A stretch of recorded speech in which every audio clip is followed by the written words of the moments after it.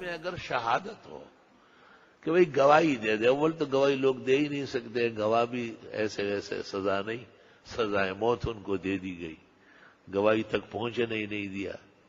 ماحول جب سازگار نہ ہو تو نہ امانت ہے اور نہ شہادت رہتی ہے۔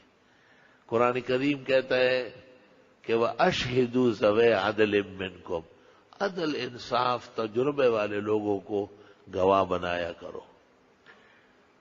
کونوا قوامین بالقسط شہداء، پورے انصاف، استقامت اور مضبوطی سے خدا کے دین کے گواہ بن کے رہو۔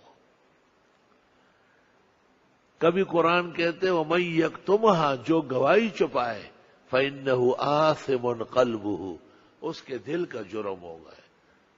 تمام گناہ انسان کرتا ہے، لیکن گواہی چھپانا اور موقع پر ضروری شہادت نہ دینا، اس سے دل متاثر ہوتا ہے۔ تو شہادت کی حیثیت سے بھی آپ حق رائے دہی دیکھ لے کہ ہم پر کتنی ذمہ داریاں عائد ہوتی ہے، اور جو بھائی اور جو تنظیم معاشرے میں ہے وہ اس کو کہاں تک نبھا سکے گی۔ اور اگر یہ مان لیا جائے کہ بھئی یہ شفاعت ہے، اس میں ایک پہلو شفاعت کی بھی ہے جس کو آپ سفارش کہتے ہیں، تو قرآن نے ایک اصول ذکر کیا ہے کہ جائز کاموں کی سفارش ثواب ہے اور عبادت ہے، اس کو حصہ ملے گا، اور گناہ کے جو کام ہے ان کی سفارش کرنے سے سفارشی بھی گناہگار کہلائے گا۔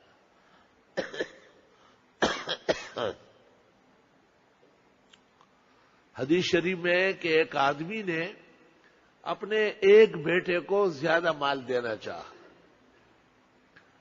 حالانکہ زندگی کے اندر آدمی خود اپنے مال کا مالک و مختار ہے، ضائع بھی کر سکتا ہے، کسی ایک کو بھی دے سکتا ہے، لیکن پیغمبر تو عادلانہ نظام کے لیے مبعوث ہوتے ہیں۔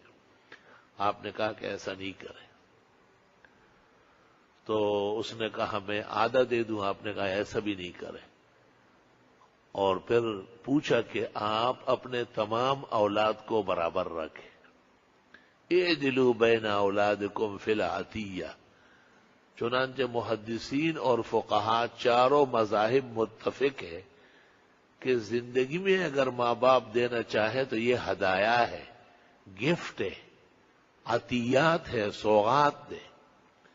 وراثت تو بعد الموت ہوتی ہے، جب وہ مرے گا اور پھر بٹے گا، وہ وراثت ہے۔ اس میں للذکر مثل حظ الانثیین، ایک مرد کا جو حصہ ہے خاتون کو اس کا سنگل ملے گا، یعنی دو بیٹیاں ایک بیٹے کے برابر، دو بہنیں ایک بھائی کے برابر۔ لیکن اگر زندگی میں کوئی دینا چاہے تو شادی شدہ بیٹی، گھر بیٹھی ہوئی، مالدار بیٹی، غریب بیٹی، کام آنے والا بیٹا، کام نہ کرنے والا، آپ عطایا تقسیم کر رہے ہیں، آپ گفٹ دے رہے ہیں، اور گفٹ کے لیے پیغمبر کا حکم ہے اعدلوا بین اولادکم فی العطیہ، اولاد کو برابر رکھو عطایا میں۔ تو آپ نے اس شخص کو کہا مجھے آپ اپنے گناہ پر کیوں گواہ بنا رہے ہو؟ تم اگر گناہ کرنے پر دلیر اور جری ہو تو میں پیغمبر ہو کر کے گناہوں سے ڈرتا ہوں۔ چنانچہ وہ توبہ طائب ہو گیا۔ جناب رسول اللہ صلی اللہ علیہ وسلم نے جیسے چاہا اور جس طرح شریعت کا حکم ہے اس کے مطابق اس نے اعمال کیے۔ تو شفاعت کے اندر یہ دیکھنا پڑے گا۔ ہمارے ایک استاد تھے یہاں کراچی میں، بہت بڑے فقیہ اور مفتی اور بہترین عالم تھے۔ اس زمانے میں فقیہ ہذہ الامہ محمود الملت والدین حضرت اقدس مولانا مفتی محمود صاحب صوبہ سرحد میں وزیر اعلیٰ مقرر ہوئے، اس زمانے کی بات ہے۔ تو ہمارے اس استاد مفتی صاحب کو اپنے ایک مقتدی نے کہا کہ میں باہر ملکوں میں بڑے بڑے بینکوں میں ملازم رہا ہوں،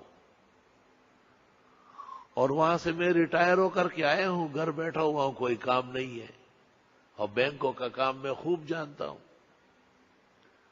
تو اگر مجھے کسی اچھے بینک میں نوکری مل جائے تو ذرا گزر بسر اچھی ہو جائے گی۔ تو ہمارے اس استاذ نے حضرت اقدس مفتی محمود صاحب کو ٹیلی فون کیا کہ اس شخص کو کسی بینک میں لگا ہے.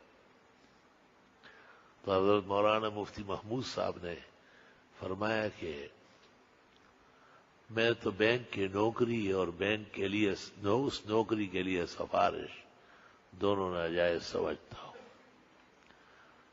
اور یہ آپ کا مقتدی ہے اور آپ کا بھروسہ ہے ان پر، تو اس مسئلے میں آپ فتویٰ لکھیں اور میں اس وقت آپ کے فتوے پر عمل کر لوں گا اور اس کی سفارش فیڈرل حکومت کا کروں گا، کیونکہ وزیر اعلیٰ تقرر نہیں کر سکتے، وہ وفاق سے اجازت لے گا یا سفارش کرے گا، مگر سفارش ناجائز کام کی ناجائز ہے اور جائز کام کی جائز ہے. تو ہمارے اس استاد نے ایک دن فرمایا کہ مجھے نہایت دکھ ہوا کہ میں درسگاہ میں بیٹھ کر جائز اور ناجائز کا فرق نہیں کر رہا، اور وہ وزیر اعلیٰ کے مسند پر بیٹھ کر کہتے ہیں کہ میں ناجائز کام کی سفارش نہیں کر سکتا. ہاں اگر کسی عالم دین کا فتویٰ آیا تو میں اپنا علم چھوڑ کر اعتماد آپ پر کر کے سفارش آگے بڑھا دوں گا. تو انہوں نے کہا حضرت معاف فرمائے، مجھ سے بہت فوش غلطی ہو گئی. فرمایا ایسی غلطیاں کرتے رہو تو لوگ کہاں جائیں گے. لا الہ الا اللہ.